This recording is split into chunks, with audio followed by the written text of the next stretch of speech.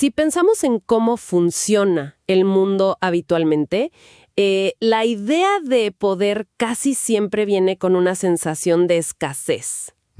O sea, es como, digamos, ver un pastel gigante en el centro de una mesa. Si alguien corta una porción enorme y se la lleva a su plato, pues la matemática básica nos dicta que inevitablemente quedan menos pastel para el resto. Claro, operamos bajo esa lógica de suma cero todo el tiempo. En la sociedad, en los negocios. Exacto. Incluso nuestras relaciones más íntimas asumimos como una verdad irrefutable que la influencia o el éxito de una persona ocurren siempre a expensas de otra. Totalmente. Y es por eso que hoy, en este análisis profundo, vamos a desentrañar un material que toma ese pastel metafórico, lo tira por la ventana y propone un paradigma tan distinto que parece desafiar la gravedad psicológica. Es un texto denso. Muy denso. Tenemos sobre la mesa un extracto del capítulo 7, específicamente la sección La realidad del reino, de ese infame y muy debatido libro llamado Un curso de milagros. Y, a ver, es un material fascinante precisamente porque utiliza terminología que suena muy religiosa, pero en realidad la reconfigura como un manual de psicología radical. Sí, y antes de que alguien asuma que vamos a hablar de dogmas, hay que aclarar el mecanismo central. El texto habla todo el tiempo del Espíritu Santo. Ajá. Pero en este marco conceptual no se trata de una figura teológica flotando en las nubes, para nada. ¿Cómo lo definirías entonces? Funciona más bien como una metáfora de un sistema inmunológico psicológico interno. O sea, es una especie de voz o mecanismo corrector dentro de la mente humana cuya única función es desmantelar la ansiedad y devolvernos a un estado de certeza. Ok, analicemos esto porque la premisa inicial entra fuerte. Muy fuerte. Este mecanismo interno, este sistema inmunológico, nos quiere enseñar una sola lección, y es que absolutamente todo el poder nos pertenece. Pero, y aquí está el truco, establece una condición que rompe con la idea del pastel. Sí. Dice que el poder verdadero solo existe cuando se comparte. Lo fascinante aquí es cómo esto altera por completo la definición de poder. Usualmente, pues, medimos el poder por la capacidad de acaparar recursos o de dominar a otros, ¿verdad? Claro, el que tiene más gana. Exacto. Pero esta filosofía argumenta que percibir el poder como un patrimonio exclusivo no solo es egoísta, sino que estructuralmente lo desprovee de significado. O sea, lo vacía por completo. ¡Wow! O sea que si el poder se utiliza para separar o dominar, deja de ser poder real. Se convierte en una ilusión de escasez. Así de simple. Para bajar esto a la tierra y para que la gente pueda visualizarlo, en lugar de un pastel, este paradigma ve el poder como la llama de una vela. Me encanta esa analogía. Si encendemos una vela y usamos esa misma llama para encender una segunda, luego una tercera, una cuarta, la llama original no se hace más pequeña. No pierde fuerza en absoluto. Exacto, no pierde intensidad. De hecho, la luz total en la habitación se multiplica exponencialmente. Pero si alguien intenta agarrar esa llama y encerrarla en una caja oscura para que nadie más Se apaga. la llama simplemente se apaga por falta de oxígeno. Tal cual. El intento mismo de acaparar destruye la naturaleza de lo que se intenta poseer. Este material sostiene que el poder abundante es inherente a la mente humana. No es algo que se fabrique compitiendo allá afuera en el mundo, sino un estado base. Claro, tratar de guardarlo es no entender cómo funciona el fuego en primer lugar. Exactamente. Pero a ver, si esa es nuestra naturaleza fundamental, digamos, si supuestamente somos como esa llama diseñada para multiplicar luz y compartir el poder, pues, ¿por qué la experiencia humana promedio se parece más a una pelea a puñetazos por las migajas de un pastel rancio? Es la gran pregunta. O sea, ¿por qué la historia, las noticias, la vida diaria de cualquier persona están plagadas de divisiones, escasez y guerras constantes? Bueno, porque aquí entra el gran antagonista de todo este análisis, que es el ego. Y es crucial entender para quienes nos escuchan que no estamos hablando del ego en el sentido freudiano clásico. Ni de alguien que es muy narcisista o arrogante. No. El concepto aquí es mucho más clínico y estructural. Este marco define al ego como un sistema de pensamiento basado enteramente en la separación. Ok. Su función principal es enseñarnos una contradicción absoluta. Convencernos de que no somos lo que realmente somos. Intenta aislarnos de esa fuente de poder, ¿no? Literalmente. Intenta aislarnos de esa fuente interna de poder abundante. Yo aquí voy a ser de abogada del diablo, apelando a la experiencia cotidiana pura y dura. Si el ego nos enseña algo tan irracional y si este material afirma que el ego es demente y que es una ilusión, pues ¿por qué se siente tan real y abrumador? Porque está diseñado para sentirse así. Es que pienso en algo tan banal como el tráfico. Vas manejando y si alguien te cierra el paso bruscamente en la autopista, la reacción visceral es de ira pura. O sí, el corazón se acelera. Totalmente. Quieres tocar la bocina, gritar, demostrar que tú tienes la razón y el otro es un idiota. En ese momento de furia dial, te aseguro que el ego no se siente como una ilusión filosófica. Para nada. Se siente como un instinto de supervivencia invencible. Y lo es, pero dentro de su propio simulacro. Si conectamos esto con el panorama general de la psicología del texto, vemos la genialidad de esta descripción. Explica por qué defendemos nuestra ira con tanto ahínco. ¿Por qué lo hacemos? El ego sabe que es una construcción frágil. Existe únicamente en el límite que nos separa del otro. En tu ejemplo del tráfico, el insulto y la furia trazan una línea súper clara. Claro, la línea de yo estoy aquí, yo soy la víctima moralmente superior y ese conductor es el enemigo. Exacto. Esa división es el oxígeno del ego. Si en ese momento decidimos simplemente soltar, respirar y sentirnos en paz, reconociendo que el otro conductor quizás tuvo un mal día, esa frontera se disuelve. O sea que para nuestra identidad construida, soltar la pelea es literalmente una amenaza de muerte. Por eso el material señala que el ego sospecha de cualquier intento de paz. Percibe la calma como una traición absoluta. ¡Wow! La estrategia central para que este falso yo sobreviva es mantener la mente fragmentada y en conflicto constante. Entonces, el estado natural de estrés o competencia en el que solemos vivir no es un fallo del sistema. No, es exactamente el diseño operativo del ego. Mantener el ruido asegura que no escuchemos ese otro mecanismo interno de certeza. Lo que para la paz es lealtad, para el ego es traición. Entender que nuestro propio sistema mental prefiere el sufrimiento a, digamos, la disolución de su identidad separada, pues explica muchísimas cosas. Sobre todo explica cómo proyectamos este drama interno hacia afuera. Se manifiesta en todo lo que hacemos. Pasamos de una división dentro de la cabeza a un estado que podríamos llamar, sin exagerar, la guerra del ego en el mundo real. Y aquí es donde se pone realmente interesante. Sí, el lenguaje bélico que usa el texto es literal en este contexto. Esta filosofía postula que el ego opera siempre bajo la premisa de estar bajo asalto continuo. Siempre a la defensiva. Ajá, y cuando un individuo se percibe a sí mismo en una trinchera, rodeado de fuego cruzado, pues su prioridad inmediata es buscar aliados. Detengámonos en esa palabra. Aliados. Porque en la vida real pensamos en un aliado como algo positivo. Claro, suena bien. Hacemos alianzas en el trabajo, en la política, pero bajo la lupa de esta lectura, buscar aliados es una respuesta directa al miedo. Completamente transaccional. Busco a un colega que me sirva de aliado. Esa persona me es útil hoy, contra un enemigo en común, pero es un escudo, no es una conexión real. Y en contraste, el texto propone abandonar la búsqueda de aliados defensivos e ir en busca de lo que llama hermanos. ¡Qué fuerte distinción! La distinción semántica es profunda. Un aliado es un recurso temporal en un juego de suma cero. Un hermano, en este vocabulario específico, representa a alguien en quien reconocemos una igualdad inherente. No hay una agenda oculta. Y el texto lanza una máxima implacable ahí, que dice que únicamente los que son iguales están en paz. Exacto. Reconocer esa igualdad destruye la jerarquía que el ego necesita para mantener su guerra. Pero llegamos al núcleo del problema moderno. El texto ataca frontalmente la noción de competencia. Directo a la yugular. Argumenta que quienes operan desde una mente unificada gozan de perfecta igualdad y sencillamente no pueden competir, porque reconocen que ya lo tienen todo.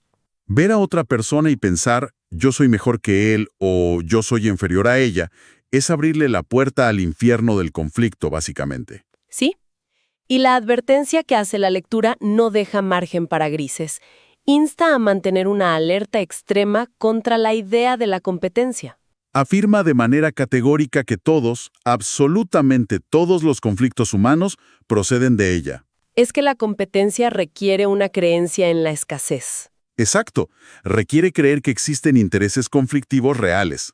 Aceptar la competencia como una verdad es aceptar que la luz de la vela del vecino literalmente apaga la nuestra. Pero imaginemos cómo suena esto para alguien inmerso en el mundo corporativo hoy en día. Vivimos en una sociedad cuyo motor de combustión interno es la competencia. Todo es competencia. Los sistemas educativos nos clasifican con notas. Los algoritmos de las redes sociales nos obligan a competir por la atención.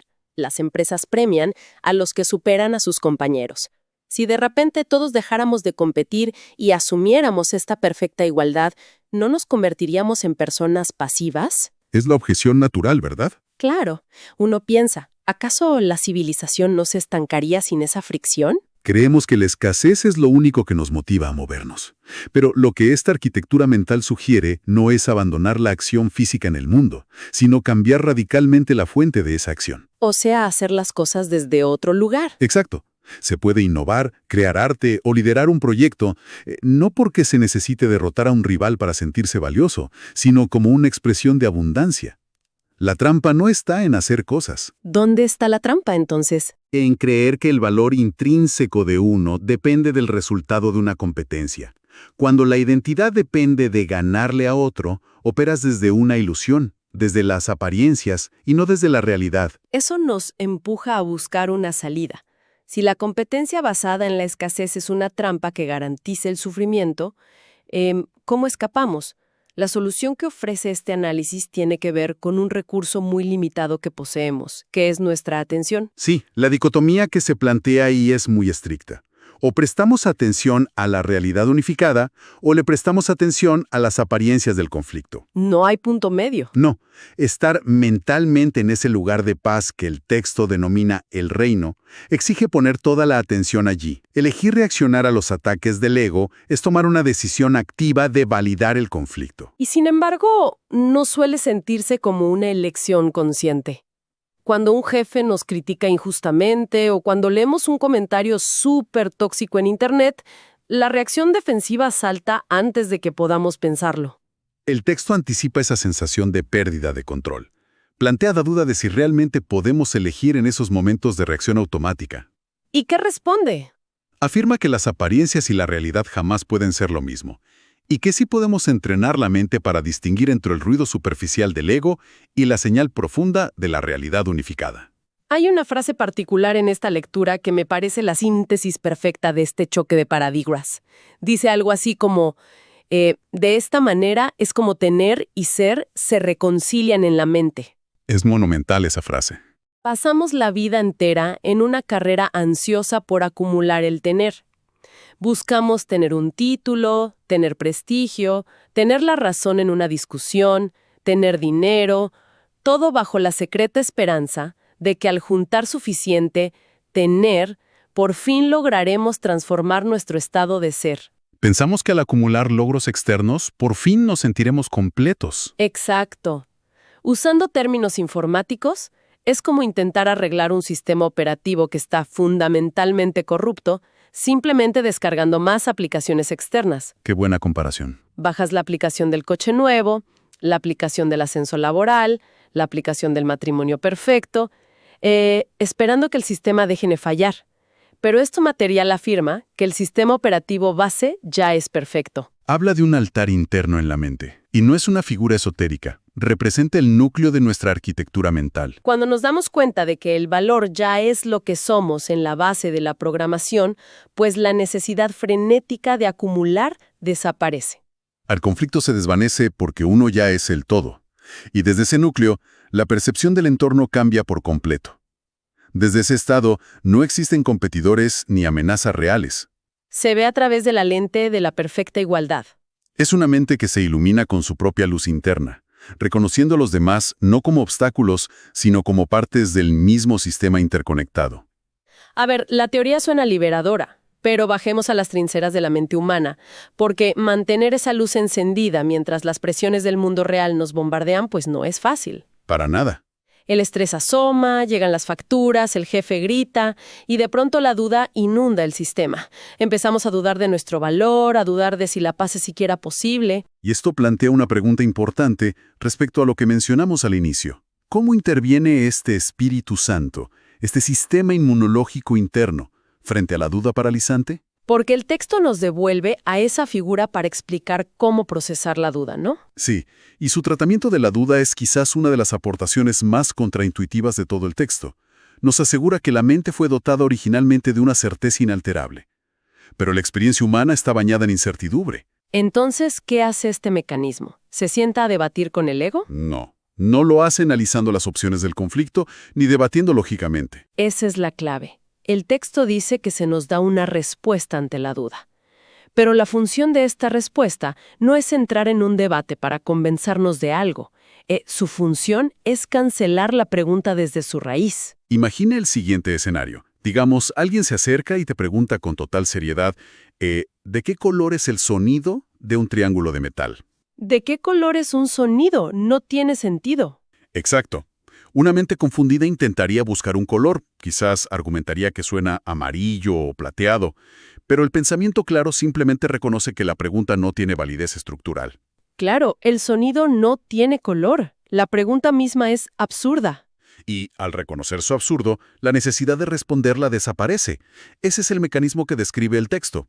Este corrector interno nunca pone nada en duda ni negocia con las ilusiones, simplemente elimina lo cuestionable. Demostrando que dudar de la propia completitud carece de sentido lógico. Tal cual. Saber que no tenemos que desenredar el nudo inmenso de ansiedades y escenarios catastróficos que crea nuestra mente, es un alivio inmenso. No necesitamos resolver los problemas inventados por la mentalidad de escasez. Solo debemos reconocer que el miedo mismo es tan absurdo como buscarle un color a un sonido. Al colapsar la pregunta irreal, lo que queda es el estado que buscábamos desde el principio. El texto menciona que los que alcanzan esta certeza gozan de perfecta calma y serenidad absoluta. Y esto cierra el círculo, volviendo a la idea del comienzo sobre el poder y la vela. Cuando una mente elimina la creencia en la separación y el conflicto, cuando sabe con certeza lo que verdaderamente es, eso es precisamente lo que comparte de forma natural. Ya no intenta robar poder, sino que irradia esa calma. El estado de ser se convierte en la única influencia verdadera que se proyecta hacia los demás. Entonces, ¿qué significa todo esto para nosotros hoy? Si hacemos un balance de lo que hemos explorado, el viaje es súper revelador. Muy revelador. Comenzamos viendo cómo nuestra definición estándar de poder excluyente y limitado es desmantelada para dar paso a la idea de un poder abundante que solo existe cuando se entrega. Desenmascaramos al ego no como un exceso de orgullo, sino como un mecanismo de defensa que necesita mantenernos divididos y en guerra para asegurar su propia supervivencia. Alimentándose de cada pequeña fricción diaria. También examinamos cómo la competencia, que es el pilar central de nuestras sociedades, es señalada aquí como la raíz destructiva de todos los conflictos humanos. Sostenida por la ilusión de que no somos iguales, claro. Y que debemos arrebatarnos el valor los unos a los otros. Y vimos que la salida de este juego amañado radica en reconciliar el hacer y el tener con el simple hecho de ser, apoyados en este mecanismo interno que cancela la duda al exponerla como una pregunta sin sentido. Y aquí es donde toda esta teoría choca con nuestro día a día. Vivimos en una era de sobrecarga informativa constante. Estamos hiperconectados, bombardeados por noticias que nos invitan a la indignación y plataformas diseñadas para hacernos sentir que siempre nos falta algo. Sí, la escasez está monetizada hoy en día. Totalmente. Entender esta arquitectura mental puede funcionar como una brújula vital. Cuando sentimos esa urgencia visceral por tener la razón, por aplastar un argumento en Internet, o esa ansiedad de que un compañero de trabajo está acaparando el reconocimiento, pues podemos usar esa misma incomodidad como una señal de alarma. Es el indicador de que estamos operando desde la demencia del ego, perdiendo de vista nuestra propia realidad. Y para dejar que todo esto resuene verdaderamente en quienes nos escuchan, hay una idea que vale la pena llevarse para reflexionar en privado. Sí, como hemos analizado hoy, el ego sobrevive en un estado de paranoia y guerra imaginaria que lo obliga a buscar aliados constantes. ¿Cuántas de las estructuras que sostenemos hoy responden únicamente a ese miedo? Es una gran pregunta para hacerse. Observemos nuestras redes de contactos en el ámbito profesional, nuestras amistades estratégicas, la gente que seguimos y silenciamos en redes sociales. ¿Cuántos de esos lazos están construidos sutilmente para formar un escudo?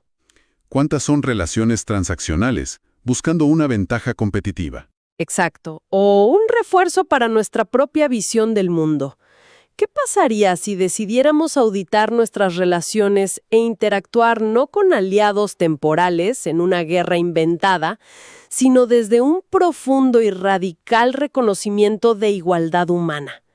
Quizás, si dejamos de luchar por el trozo más grande del pastel, descubramos que tenemos suficiente luz para iluminar la habitación entera.